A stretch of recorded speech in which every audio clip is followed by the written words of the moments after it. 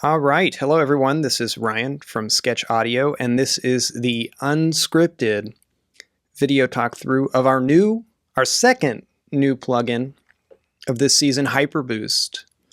HyperBoost is a 2-band tone control plus clipper. Okay, really fun plugin. It actually kind of came together relatively late in the game for us this year. But when we put it together, it was just so much fun that we're like, we got to get this thing out there. This is a talking only video. If you want to hear some audio demos, musical demos, we have those also on our YouTube channel. So check those out. But let's jump into it. The first module is the 2-band tone control. We like to think of it as kind of inspired by those retro tone controls on like those old hi-fi systems where you just have treble and bass. And so you can boost your treble really a lot if you want, up to 18 dB. And you can pull it back so you can boost or cut your treble frequencies, and same with the bass. So it's pretty straightforward. And you also have this center frequency parameter, which sets that frequency that divides the treble from the bass. So, if you only want to boost the, those high airy frequencies, for example, just pull that center frequency all the way up, and then you can give them a boost here with your treble. And likewise, if you kind of want to dial in, a little more control over your low end, you can pull that center frequency all the way down to 100 hertz. So really kind of fun, flexible. I find it to be really useful either early in kind of the tone shaping stage or really late. Putting this thing on the master, you can just make really kind of subtle moves that are quite nice. This tone control has 3 modes.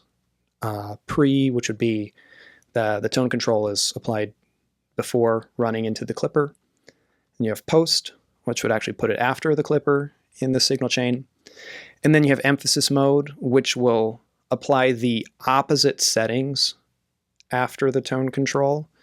So, for example, if you wanted your kick to go into the clipper like more forcefully, you could boost the bass, and then emphasis would pull it back on the way out, right? Or vice versa. So it's kind of interesting to mess with that. And then we got the clipper. Okay, they're a lot of fun. Drive it. Only make it louder. We do have auto gain. So if you want to turn that on, let's I got that. So yeah, we have auto gain, if you want to be able to kind of audition things a little more clearly. We have ceiling, which sets that highest value that is allowed by the clipper.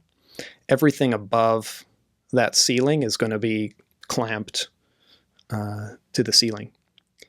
So, if you have your ceiling at -3 dB, no values above -3 dB come out of that clipper. And I'll say no samples.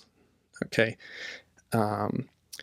Then the edge is going to set the level below your ceiling where the clipper curve begins. So with your edge set at 0, you have a hard clipper. And as you pull this thing lower, it becomes more of a soft clipper, and you can pull the edge all the way down to -48 dB. There are 3 curves. We have the juicy curve, which is, just say it's a favorite. It is an infamous one, and there's plugins with this curve that are over $100, and ours is at $750 at launch. So we think it's a pretty good deal. And we have this tight curve, which is a polynomial that we kind of adapted from some like soft knee limiter designs. And we thought that one had a really nice sound. And then The hardest curve is actually kind of more hardware-inspired clipping. It's a very aggressive curve. It's a high-order polynomial, and kind of tidbit there is that it's actually the same one that's in Dr. Vibe. We just kind of adapted it to be more flexible, and really liked how that one turned out. So 3 clipping curves, really straightforward plugin, but there's a lot of fun to be had with it as a creative distortion tool, or as kind of a subtle late stage kind of small moves device as well. We have global bypass, we have undo redo, we have A/B settings with the arrow copying from one set to the other. We have the menu. I talked about auto gain. Text size, I don't think I mentioned that in the other video. If you're using it on a screen that's kind of far away, or if you just want to make it a little easier to read, we threw that in there.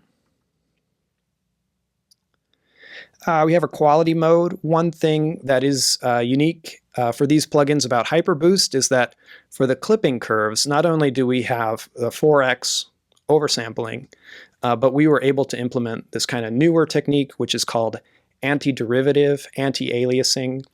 And what that involves, basically, for the nerds out there, computing the anti-derivative of the soft clipping curve. And it allows you to push that aliasing even lower without having to oversample more. So you can get a really clean signal out of this thing.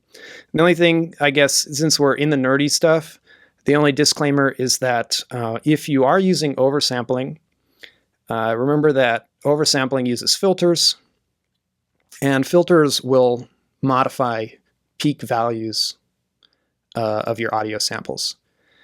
It's just due to the nature of things. So if you are using the clipper, for example, with oversampling, the actual peak values that you observe coming out of Hyperboost may be different from what is on your ceiling. Okay, so that's the only kind of sidebar disclaimer for that. But we have oversampling there for people that want it.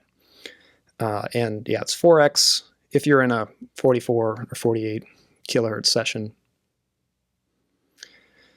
And we have output trim with, again, perceived loudness matching, and global dry wet as well. So thank you for taking a look at Hyperboost. These plugins are now available on the Apple App Store. Buy it on your phone, buy it on your iPad, buy it on your Mac, use it on all your devices. And it's $7.50 at launch, US dollars, $14.99 after that. So thank you, and have a great rest of your day making music.